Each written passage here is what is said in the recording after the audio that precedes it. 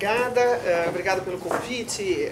Essa é uma oportunidade ímpar de contar com uma instituição como a Arquifuturo e como o INSPER para discutir um problema que é um problema de fato essencial para as áreas urbanas. Quer dizer, a água ela tem uma característica importante, que é a questão da sustentabilidade que ela provê para o ecossistema e para os habitantes, não é só na questão específica da gente tomar água e ter água para os ecossistemas, etc., mas é a água como desenvolvimento econômico. Quer dizer, todos os setores econômicos, quer seja o setor de serviço, quer seja o setor industrial, todos dependem de água. Então, a água, nas questões urbanas, ela tem um papel fundamental não só de prover qualidade de vida, mas também de prover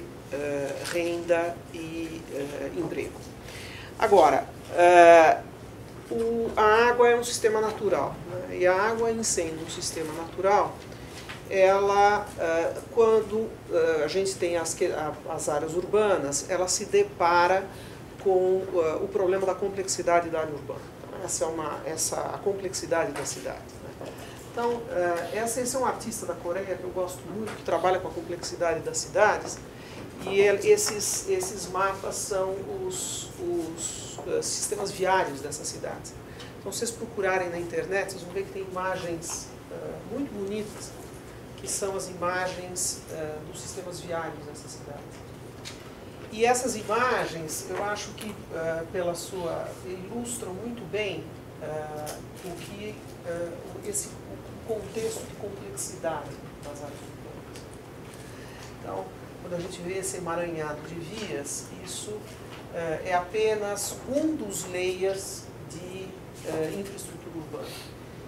Então, e a água, ela perpassa todos esses layers de infraestrutura urbana. Então, o tema da água, ele é um tema complexo. Ele é um tema em que, vamos dizer assim, agrega ainda mais complexidade à questão das cidades. Quer dizer, não dá para a gente falar de água urbana sem a gente falar da complexidade das zonas urbanas. Então, as cidades se tornaram organismos muito complexos. As cidades, ao longo do século XX, se tornaram organismos muito complexos. E elas se tornaram organismos complexos, e esses organismos complexos dependem de múltiplas estruturas, múltiplas camadas de infraestrutura. Quer dizer, e essas camadas de infraestrutura, elas estão assentadas sobre sistemas naturais. Então, essas múltiplas camadas de infraestrutura, e basta a gente olhar. Outro dia eu estava brincando que eu preciso reformar minha casa. A minha casa foi construída na década de 80 e eu tinha duas entradas da rua, um fio de telefone e um fio de eletricidade, né? Quer dizer, e hoje olha o que a gente tem como infraestrutura de uma casa, né? E com as cidades aconteceu a mesma coisa. Não só aconteceu a mesma coisa, como elas cresceram. Então elas crescem em área, crescem em complexidade, e tudo isso se assenta sobre um sistema natural. Quando a gente fala de água, eu estou falando aqui fundamentalmente nessa complexidade de três pontos principais. Quer dizer, a questão do abastecimento público.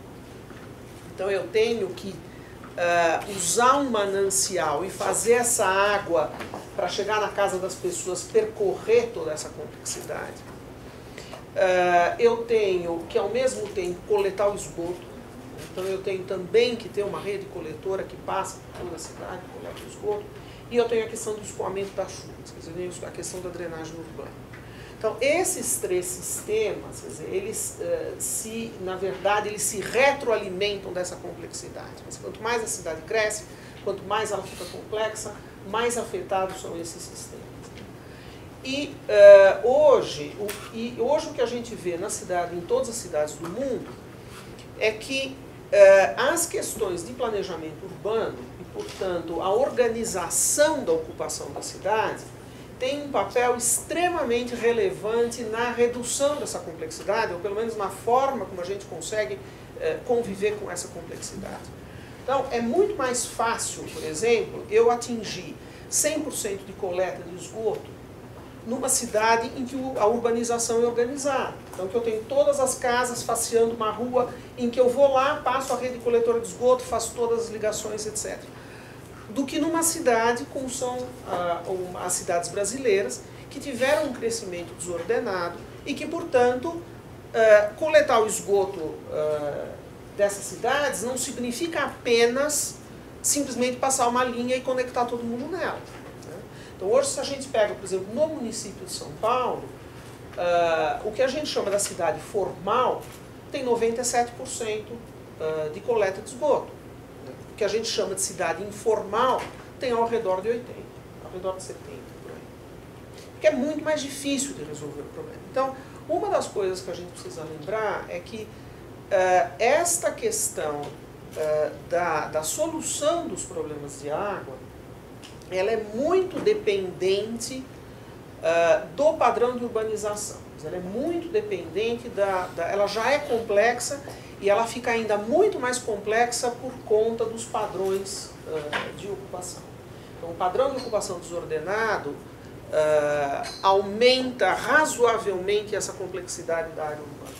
Então, essas dimensões, quer dizer, então os problemas de água, eles não são simplesmente um problema para a gente olhar de uma forma simplista, de eu escolher um manancial, pegar água, trazer água, eu coletar o esgoto, tratar o esgoto, lançar o esgoto. Ou fazer um sistema de drenagem. É muito mais do que isso. E, portanto, eu tenho aqui múltiplas dimensões, que uma dimensão certamente é o investimento. Quer dizer, à medida em que a complexidade cresce, como o Dr. Gerson falou, à medida que a complexidade cresce, cresce o custo. Não há como não crescer o custo com a complexidade. A governança fica muito mais difícil. Quer dizer, atuar sobre todos esses múltiplos layers, esses múltiplos atores que fazem com que interferem, um sistema interfere no outro, fica muito mais difícil.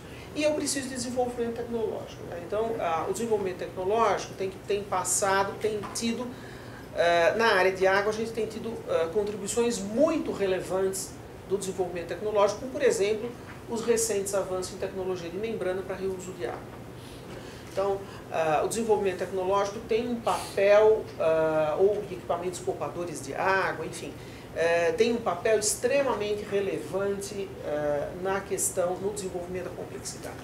E eu acho que, portanto, com a complexidade aumenta o risco. E aumenta o risco, alguns fatores de aumento de risco.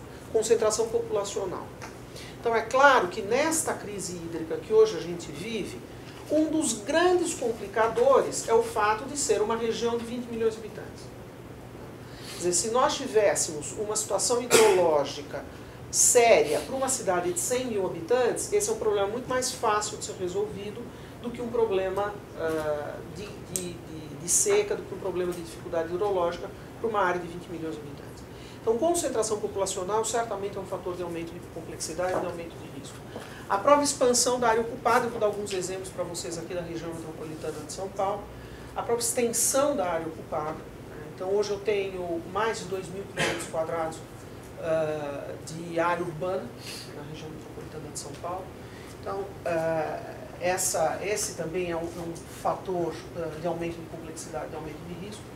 A multiplicação dos layers, como eu já falei, e, portanto, o que tudo isso leva ao estresse dos sistemas naturais. Então, hoje, quando a gente fala assim, eu quero despoluir o Tietê e eu quero ter peixinho no Rio Tietê, não vamos nunca ter peixinho no Rio Tietê. Mesmo que a Sabesp faça exemplarmente o seu trabalho e colete todo o esgoto e trate todo o esgoto, nós não vamos ter peixinhos no Rio Tietê. Porque a poluição difusa da cidade já causa um estresse muito grande para o rio. Isso é um impeditivo? Não é um impeditivo. Alguém nada no Sena? Ninguém nada no Sena em Paris. E, no entanto, o Sena não compõe a paisagem urbana.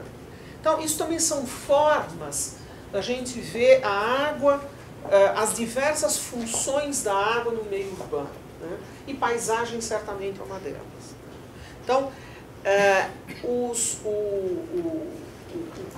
o estresse dos sistemas naturais também é um aumento do fator de risco. E nada mais ilustrativo para a gente ter todos esses temas do que essa região leste do estado de São Paulo, a chamada macrometrópole paulista, que foi objeto do plano diretor de recursos hídricos. Foi um conceito que foi trazido para a área de água pelo plano diretor de recursos hídricos, que ficou pronto em 2013, e foi um plano exatamente proposto como um reconhecimento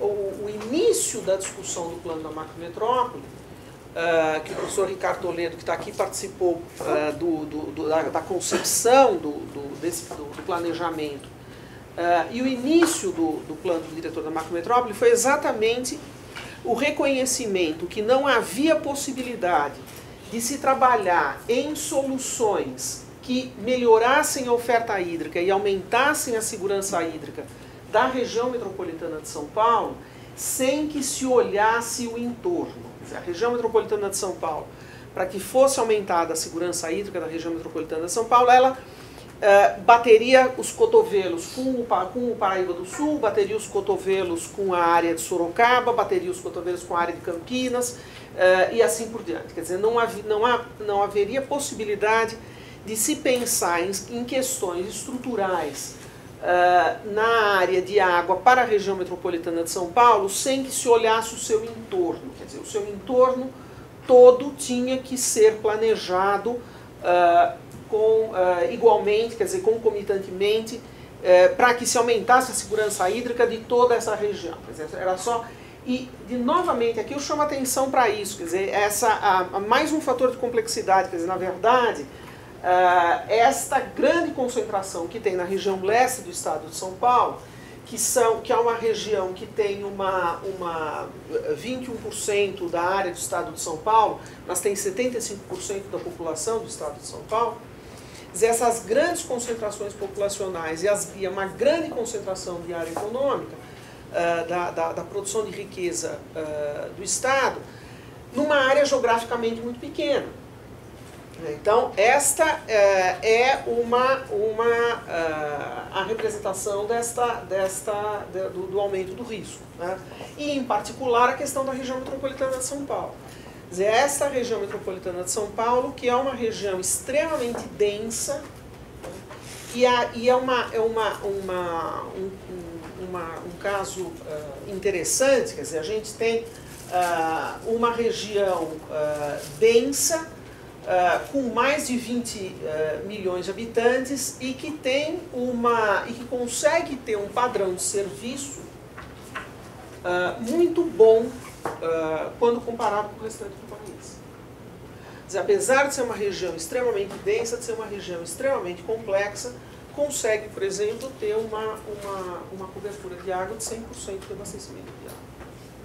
Consegue ter, ao longo dos mais de 20 anos do projeto Tietê, conseguiu ainda evoluir muito, ainda estamos longe de chegar no fim, mas conseguiu evoluir muito nas questões de coleta e tratamento de esgoto. Ainda tem problemas extremamente sérios nas questões de drenagem urbana. Claro que quando a gente olha isso, quer dizer, eu tenho uma área impermeabilizada extremamente grande. Quer dizer, aqui tem um desafio enorme, que é o desafio da integração do planejamento de recursos hídricos com o planejamento urbano, porque uma coisa muito ruim para São Paulo é São Paulo ter a sua área urbana estendida. Quer dizer, se a gente pega o crescimento da população urbana da região metropolitana de São Paulo e o crescimento da área ocupada, até mais ou menos o final da década de 90, por incrível que pareça, até o final da década de 90, eu tinha uma tendência de adensamento. Se a gente pega os dados de crescimento populacional e de crescimento de área ocupada, até o final da década de 90 eu tinha um adensamento, ou seja, a população crescia mais do que a área ocupada. Então, se eu pego toda a expansão desde lá de trás, da década de 60 até a década de 90, a densidade de ocupação da região metropolitana de São Paulo sempre aumentou. do início dos anos 2000 para cá, a população cresce menos do que a área ocupada. Então eu tenho uma tendência de expansão da área ocupada maior do que a tendência de crescimento da população. Isso, para uma região como a nossa, é um fator extremamente complicado. É tudo que eu não quero. Porque ao aumentar a área ocupada sem ter o aumento da população, acontecem várias coisas. Por exemplo, aumenta a impermeabilização. Então se agrava o problema das enchentes.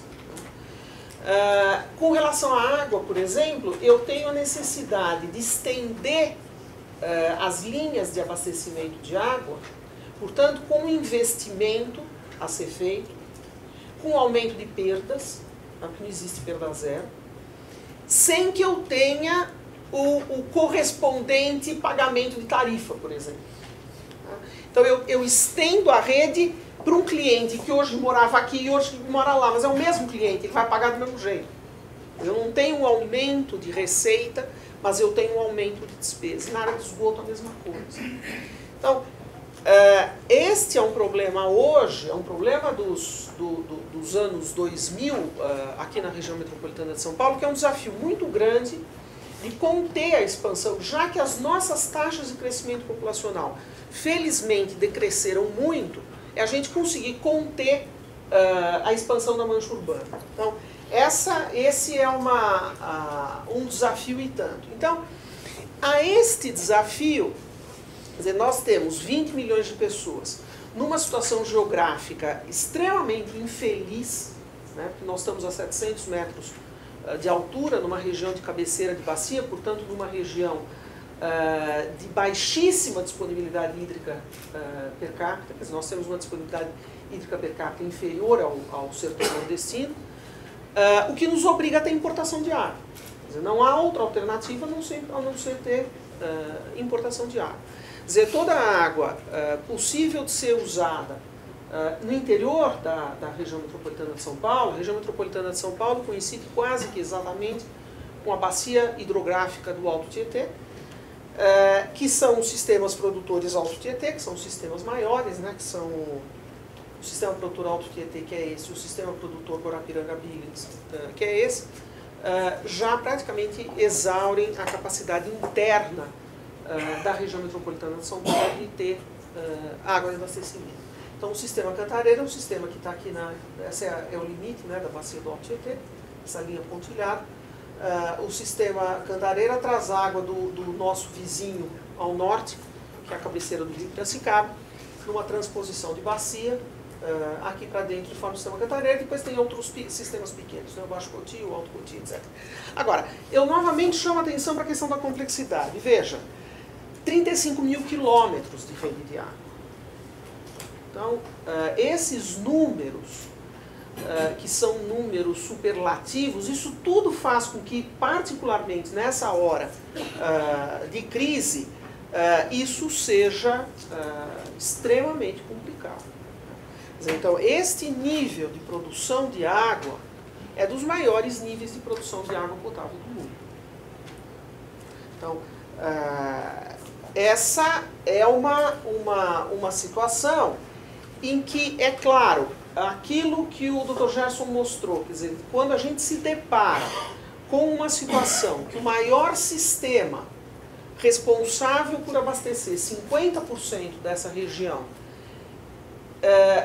começa a enfrentar uma crise hidrológica do tamanho que nós estamos enfrentando, não ter um colapso, não ter tido um colapso no sistema, é um tremendo sucesso.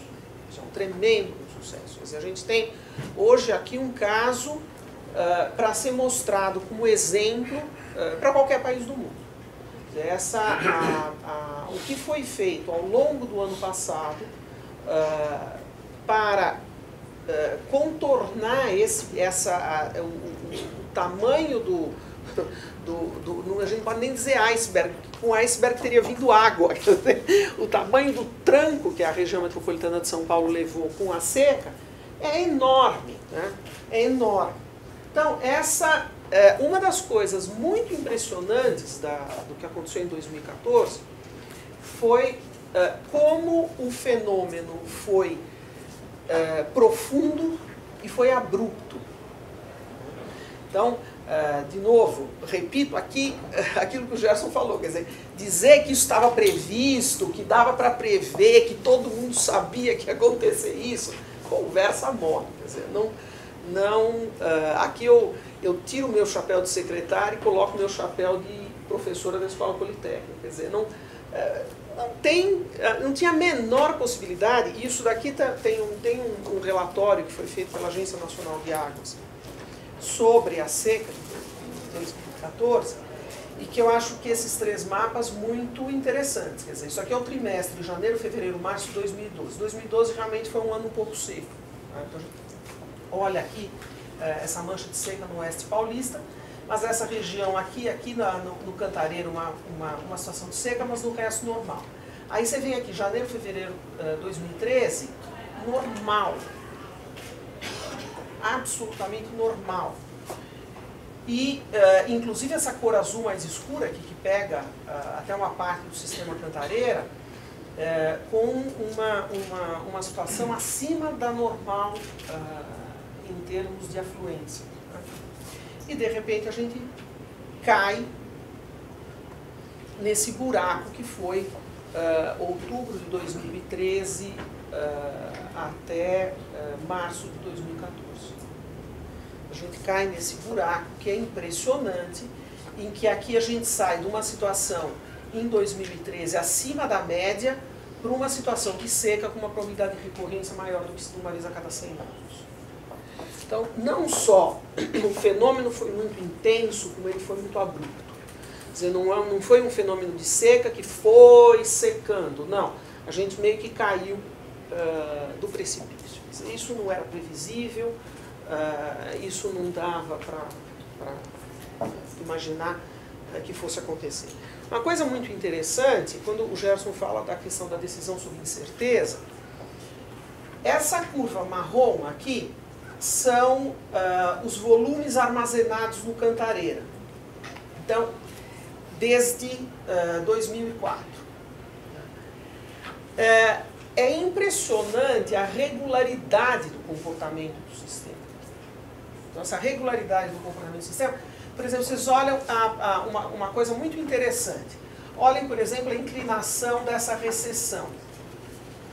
A inclinação dessa recessão mostra, é a diferença do quanto está entrando no sistema e o quanto está sendo retirado. Vocês vejam que a inclinação é sempre a mesma. É de uma regularidade o sistema, o comportamento do sistema impressionante. E ele é de uma regularidade até aqui. Ele é de uma regularidade impressionante até aqui, isso aqui é outubro de 2013. Então vocês acham que em outubro de 2013, se eu olho para o passado, eu estava numa situação, a não ser estes anos, que foram anos extremamente úmidos, foi 2010, 2011, se eu olho para o passado, eu estava aqui em outubro, exatamente na mesma situação que eu estava em anos anteriores, e que ia entrar a estação chuvosa e o sistema ia subir. Ia entrar a estação chuvosa e o sistema ia subir. Então, a decisão aqui em outubro, quer dizer, não tinha razão nenhuma para em outubro de 2013 a gente achar que tinha alguma coisa errada. Não tinha razão nenhuma, se a gente pegar aqui o ponto de mínimo, não tinha razão nenhuma para novembro, dezembro de 2013, dezembro já começou a acender a luz que tinha alguma coisa acontecendo, porque a vazão não começou a subir de novo. E simplesmente não subiu mais.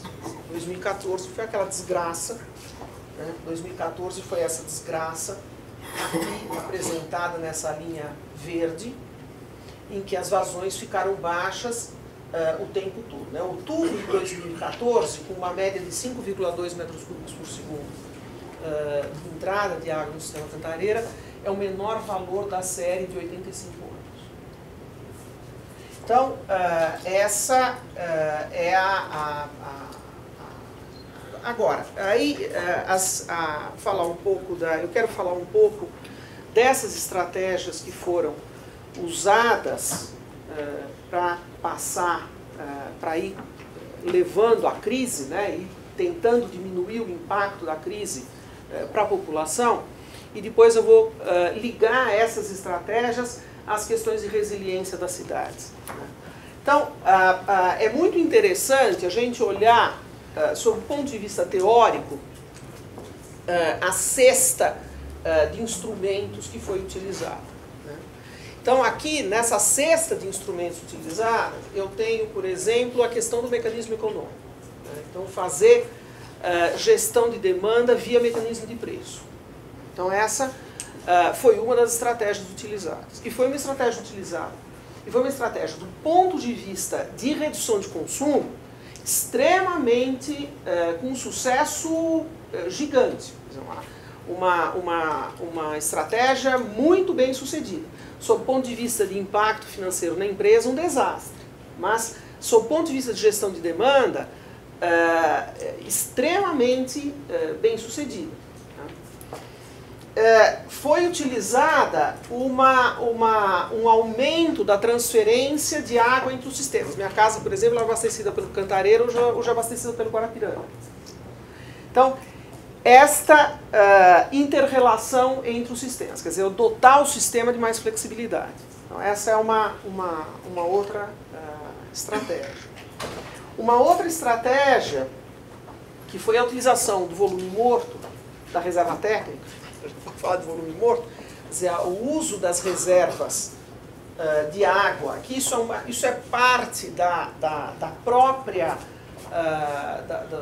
do projeto, quer dizer, é parte da própria constituição de um reservatório. Né? Então eu tenho uma barragem, essa barragem acumula água num lago, eu tenho aqui a tomada d'água, que é a água que sai aqui para São Paulo, e eu tenho aqui a tomada d'água que sai para Jusante, quer dizer, que sai para o PZJ, que sai para o Piracicaba. Né? A diferença de nível entre a cota de tomada desta tomada d'água e o fundo do reservatório tem toda uma quantidade de água aqui, que é exatamente a mesma água que está aqui em cima, quer dizer, não tem problema de qualidade nenhum, vem tudo conversa fiada, essa história que o volume morto tem problema de qualidade. E essa foi foi essencial, quer dizer, a gente está usando essa reserva técnica até hoje. A gente não saiu da reserva técnica até hoje. O reservatório ainda precisa subir, passar de 17% para 29% para a gente sair do volume morto. Né? Então, isso é uma coisa muito interessante, porque do ponto de vista conceitual, isso é uma técnica de adaptação. Então, quando a gente fala de enfrentar o futuro, de mudança climática, etc., a gente tem que ter adaptação, isso é adaptação. Isso é uma das técnicas de adaptação. E a questão da diminuição da pressão das populações. Quer dizer, usar uma tecnologia já existente para conseguir reduzir perda e conseguir, portanto, ter uma gestão melhor da distribuição da água na rede. Então, essa foi uma técnica de sucesso também, muito embora o impacto sobre a população desta atual crise está aqui. Então, de fato, e isso é uma coisa extremamente preocupante, porque, agora, usando o meu chapéu de secretária, uma pessoa que esteja com problema de abastecimento na sua casa é problema grave o suficiente para a gente não parar de se preocupar. Então, nós estamos longe de uma situação normal, estamos muito longe de uma situação normal, e essa situação vai se regularizar quando a gente tiver uma hidrologia que volte ao normal. Então, aquilo que o Gerson mostrou, quer dizer, é muito impressionante a redução da produção de água. A gente desceu de um patamar de 70 metros cúbicos por segundo de produção de água para um patamar hoje em torno de 52 metros cúbicos por segundo de água. E só isso aqui mostra que nós ainda estamos numa situação muito anormal. Quer dizer, a gente só conseguiu passar 2015 porque nós fomos capazes de fazer isso. Quer dizer, a população foi capaz de demonstrar o seu potencial de contribuição, economizar, né, ao mesmo tempo que a Sabesp foi capaz de fazer as obras para melhorar a gestão do recurso aqui na região metropolitana de São Paulo. É muito, e essa aqui eu faço questão de, é muito significativo o sucesso do bônus. Então, o sucesso do bônus, o bônus vem se mantendo já desde o ano passado em patamares muito elevados. Quer dizer, vocês vejam, essa barra azul é o percentual da população que reduziu mais do que 20% do seu consumo.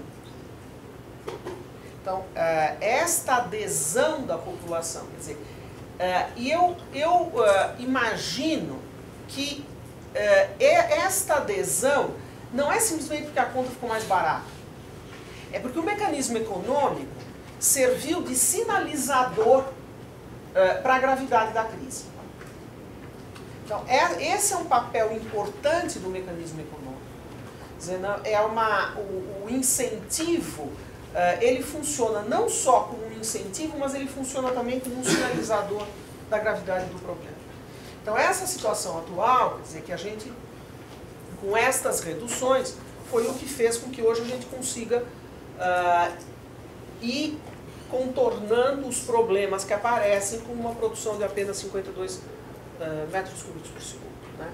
Então, hoje a gente tem uma situação em que nós estamos hoje, neste mês de novembro, nós estamos numa situação melhor do que no mês de novembro do ano passado, mas nós ainda estamos numa situação muito crítica. Quer dizer, a gente tem um total de reservas, quer dizer, as nossas reservas de água estão apenas em 30%, no total dos sistemas da região metropolitana, com uma tendência de alta atualmente, e que a gente espera que se mantenha ao longo de todo o verão, quer dizer, com todos os sistemas em tendência de alta. Então, tudo isso mostra para a gente, quer dizer, eu acho que as lições aprendidas dessa crise mostram para a gente o quanto é importante para o século XXI nós migrarmos para um conceito de cidade resiliente. Nós temos que ter cidades capazes de levar esses trancos e ter mecanismos que sejam mecanismos ou de adaptação ou outros mecanismos que permitam com que, é claro que a cidade sofra, quer dizer, você não passa por um problema desses sem ter consequências, tá? Mas a gente consiga sair do outro lado, tá? Sem o caos. Então, é muito interessante, quer dizer, essas questões de resiliência das cidades, elas se baseiam em 3 pontos. Quer dizer, é a redução da ameaça, a redução da exposição e a redução da vulnerabilidade. E é muito interessante, portanto, a gente vê aquilo que foi feito ao longo de 2014 e 2015, como que isso se reflete aqui na redução da ameaça, na redução da exposição e na redução da vulnerabilidade. Então, por exemplo, quando a gente fala de redução de ameaça, quer dizer, como é que eu reduzo a ameaça a esse problema? Aumentando a garantia, tá? Aquilo da sua coisa. Quer dizer, então, essa é uma das formas. Então, eu tenho um sistema que não mais tem a probabilidade de aumentar, de me garantir água 95% do tempo, mas agora eu tenho um sistema que tem a probabilidade tem a garantia de me dar água 99% do tempo. Tá? Então, a ameaça se reduz. Quer dizer, o aumento da robustez. Tá? Quer dizer, então, eu tenho sistemas que são sistemas mais robustos. Por exemplo, a cidade de Sydney tem reserva de água para 4 anos. Então, isso é um aumento de robustez. Tá? Uma outra forma, e essas formas são concomitantes, aqui não tem um ou outro, quer dizer, eu tenho que trabalhar nessas frentes todas ao mesmo tempo.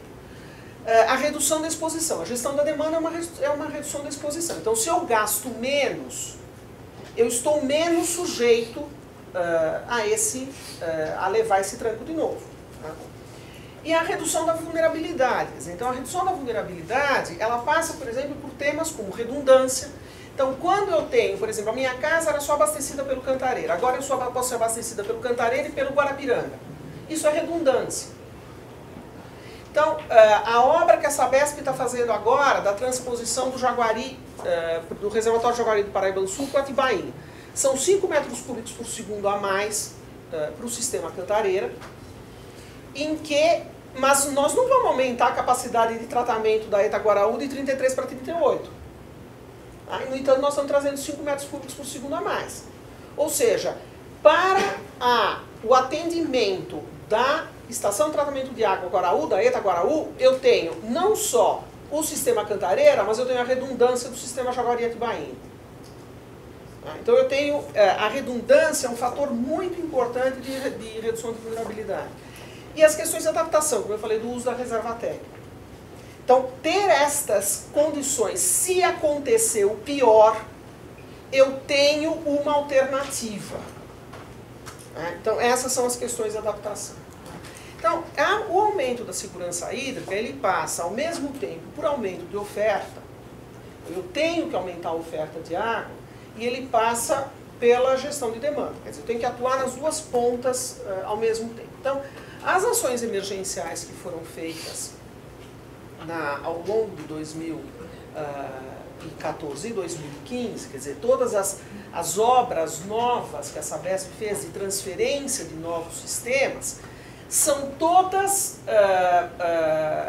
obras que vão significar aumento de garantia.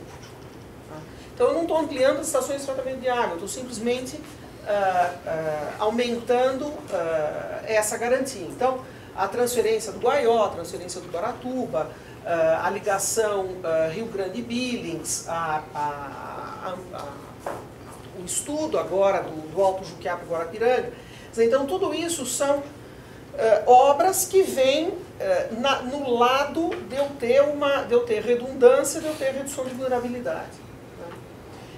Então, essa é uma obra, que é a obra que vai começar agora no próximo ano, que é uma obra para isso. O sistema São Lourenço não, o sistema São Lourenço é água nova, porque a região oeste da região metropolitana de São Paulo já era uma região que tinha problemas de abastecimento. Então eu tenho uma questão da oferta também.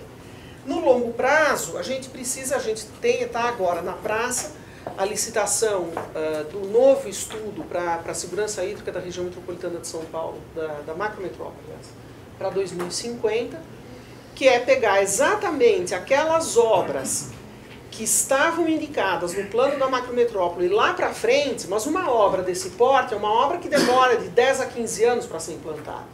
Então pegar já aquelas obras que estavam lá na frente no plano da macrometrópole e já começar a fazer os estudos para ficar com isso pronto, exatamente antecipando os horizontes, as garantias no horizonte lá para frente. Do lado da gestão da demanda, tem muita coisa para ser feita na região metropolitana de São Paulo, no estado de São Paulo como um todo, tem muita coisa para ser feita. Quer dizer, a gente tem uma política muito tímida de redução de consumo nas áreas urbanas, por exemplo. Então, a gente tem exemplos no mundo, como por exemplo a Cidade do México, fez uma tremenda redução de demanda trocando vasos sanitários nas casas. Nova York fez um programa agressivo de redução de demanda. Então, há uma secretaria hoje trabalha na montagem desses projetos em que nós já temos um projeto que está no início agora do processo licitatório, que é a ação nos conjuntos habitacionais da CDHU de troca de bacias sanitárias, etc., para reduzir o consumo nesses locais. A gente tem outros esforços em andamento para a redução de demanda. A Sabesp hoje tem uma ação muito importante na área de controle de perda. Quer dizer, a Sabesp conseguiu, nos últimos 6, 7 anos, uma redução expressiva no controle de perdas. E eu acho que a gente tem um desafio muito grande na questão de reuso de água. A questão de reuso de água, a gente tem aqui em São Paulo um exemplo de sucesso em reuso de água, que é o Aquapolo, né, que é uma parceria da Sabesp com a Foz, com capacidade de reutilizar 1 metro cúbico por segundo a partir da estação de tratamento de esgoto do ABC para uso industrial de água. Essas iniciativas de reuso de água precisam ser muito ampliadas, né? E diversas, a gente tem que cada vez mais usar a água de forma inteligente, e o reuso existe para isso, para a gente ajustar melhor a qualidade da água que a gente precisa, da qualidade da água que a gente tem disponível, né? Nós temos um problema sério no Brasil de falta de regulação na questão de reuso. A gente não tem normas adequadas de reuso de água. Esse é um gargalo na ampliação da questão do reuso de água. Se tudo correr bem, no próximo mês o Estado de São Paulo vai ter uma norma de reuso não potável urbano, exatamente com incentivo dessas práticas, mas este é um campo que, tanto sob o ponto de vista de gestão, com o ponto de vista de investimento, com o ponto de vista de desenvolvimento tecnológico, nós temos uma solução incrível para grandes áreas urbanas como São Paulo, mas que a gente ainda está patinando, a gente precisa incentivar. Bom, era isso. Muito obrigada.